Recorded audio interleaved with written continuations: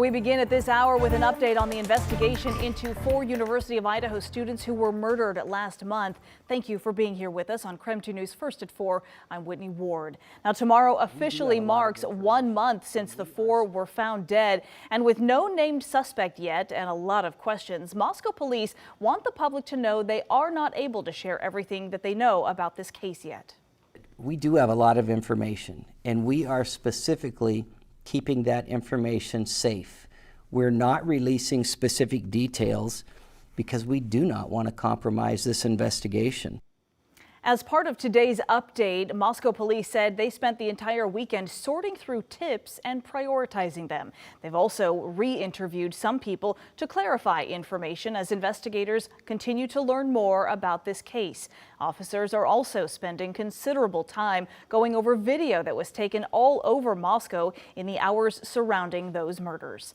Investigators also are still looking for information regarding the biggest potential break in this case so far. Authorities still wanting to speak with the people who were inside a white Hyundai Elantra like this one. They believe that car was near the King Road home around the time of the murders. And it's important to note those are pictures of a vehicle like the one they are looking for, but not the exact one. Investigators believe whoever was in that car, though, could have critical information that could help solve this case. And we want to again share with you the tip line that you can call if you have any information about that car or anything else regarding this investigation. You can contact the Moscow police at 208-883-7180. You can also send an email to the address right there at the bottom of your screen. And our other top story at this hour as we turn now to an update on the large homeless encampment known as Camp Hope along I-90 in Freya. Just hours ago, a federal judge granted a temporary emergency restraining order against Spokane City and County, which could effectively stop the clearing of that camp. KREM 2's Kyle Simchuk is live from the camp this afternoon. Kyle, you spoke with organizers there. What is their reaction now to this ruling? Well, they tell me that everyone is just relieved and that this order will allow people to stay focused on the goal, which is removing people from this lot and putting them into housing. Now, the news is obviously disappointing for neighbors and businesses that have complained for months and want the camp shut down. The temporary emergency restraining order says the city and county may not arrest or remove campers unless there is specific, individualized, probable cause to arrest someone for a crime. Now, that order remains in effect until at least December 28th. Julie Garcia of Jules Helping Hands says they continue to move people out of the camp every day, but she says there is still not enough shelter space available.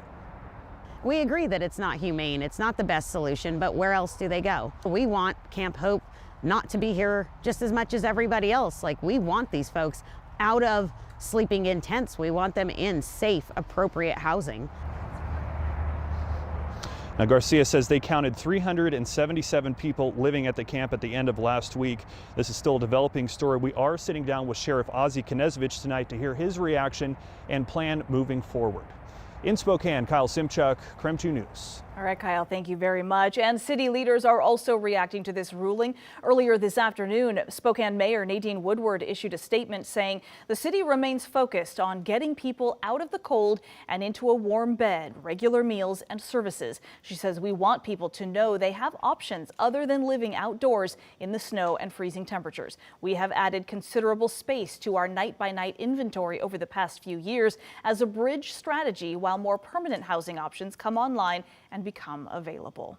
It continues saying, although it is a necessary asset, night-by-night space is expensive to operate and maintain. Permanent housing is the long-term sustainable option. Our message to people is to come in out of the weather while you get connected to a more permanent housing option. She says we are, and of course we are continuing to track this developing story. So to read the court's ruling, you can find that on our website. Just go to krem.com. Now to an update on a brutal kidnapping and murder in High Bridge Park. We first reported to you back in October. Newly filed court documents are now giving more details about the 2 men accused of kidnapping a Spokane man, then binding him and gagging him before killing him. KREM 2's Amanda Rowley confirmed today that a 3rd suspect has been arrested in this case. She also read through this 21-page court document and shares the latest information with us tonight. Amanda? Yeah, Whitney, Spokane police arrested John Bergen and Randy Sloan back in November for murder and kidnapping. This was just 2 weeks after police found the body of 51-year-old Andy Hernandez bound and gagged in the Peaceful Valley area. Now, court documents filed today include an interview with one of the suspects who describes what happened leading up to the murder. Now, shortly after their arrest, detectives learned Bergen called a woman from jail. He told her there was something in the console of his car and asked her to get rid of it. It's not clear what that item was that he was referring to, but by then the car was already in police custody. Now, when investigators confronted the woman about this conversation, she denied knowing what Bergen said he needed from the console, and detectives also re-interviewed the second suspect, Randy Sloan. He said Bergen didn't like the victim, Andy Hernandez, because he raped a friend. Now, on the night of the murder, Sloan said Bergen drove him and a woman to a gas station on Division, where the victim was. When they arrived, Sloan said Bergen held a gun in his lap. Then Bergen told him to zip tie the victim's hands and put electrical tape over his mouth so the victim wouldn't scream. Sloan told detectives he did all of this because he was worried Bergen would shoot him. They eventually drove to a dog park where Sloan said Bergen beat the victim to death. Now, they later came up with a plan to tell police they were all three at a friend's house at the time of the victim's death. Now, Spokane police initially told us they were searching for a third suspect in this murder case. Today, SPD spokesperson Julie Humphrey told me that third suspect is now accounted for. Now, in the last hour, we independently confirmed through court documents and the county jail roster that third suspect has in fact been arrested. Lauren Ann Parker is now charged with murder and kidnapping. Amanda Rowley, KREM 2 News.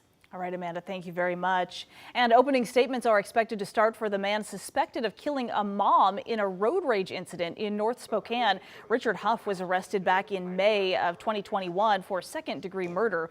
In an interview with KREM 2, Huff said he shot the woman in self-defense and claimed the victim was armed with a knife and says she threatened to cut him. But police said in court documents they didn't ever find a knife on the scene. In new court documents now, police have learned from the driver of the car the victim was in, the victim had a putty knife on her, and he took it before he fled at the scene. After a weekend of snow this week, mostly dry, but it's going to be very, very cold, so brace for it. We are headed straight now to our chief meteorologist, Jeremy Legoo, for a look at just how cold we're talking this week. Jeremy? Everything Christmassy that warms you up, do it.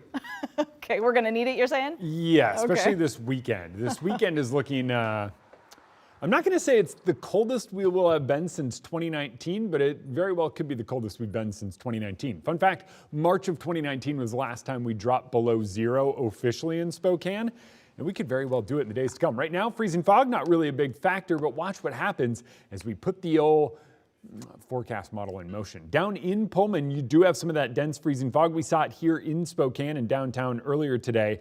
But as we head into tomorrow morning with temperatures above freezing now, it's likely that fog forms and becomes a major contender early in the day. Along Interstate 90, Moses Lake, Ritzville, up into Spokane, even over into Coeur d'Alene, you are going to encounter it. Down across the Palouse, very widespread. South Central Washington. Yes, freezing fog is going to be there. It clears out, but we're kind of in this cycle the next few days. Right now, nothing going on. Nothing at all. And it kind of stays that way. We get that dense freezing fog. Forecast models pick up on it. It looks like precipitation. That might be some of that fog precipitating out. That is about it. Wednesday, we get a little bit of a system to slide through. Does it do much? Not really. It's battling a ridge of high pressure, so a couple of light stray snow showers to start the day winds up being about the extent of it. That's really it. But temperatures the next few days are going to be the story. We're in the 20s each day, falling down to near 20 each night. That's well below normal, despite us now being in the coldest stretch of the entire year. And believe it or not, things only get colder in the days to come. I've got a very cold forecast coming up. Okay, Jeremy, thank you very much. Well, neighborhood roads were still very messy this morning across the city of Spokane. The snowplow efforts continued this afternoon after the city declared a full city plow on Saturday. Take a look. This is the plow map right now for the city of Spokane as it stands now. The sections in blue, those are the areas that are currently being worked on, with finished neighborhoods in green, and then those red sections, that means crews are headed there next. Crews will be working 24/7 on about 2,200 lane miles. If you'd like to see this map, you can just text the word MAP to us here at KREM 2, 509-448-2000. We'll send a link directly to your phone. And the city of Spokane Valley launched its full residential plow yesterday. So there are over 620 lane miles to plow, and that can take more than 48 hours to complete. The city says some of the east neighborhoods may not need to be fully plowed, though, but trucks and graders will drive and treat the roads with salt as needed.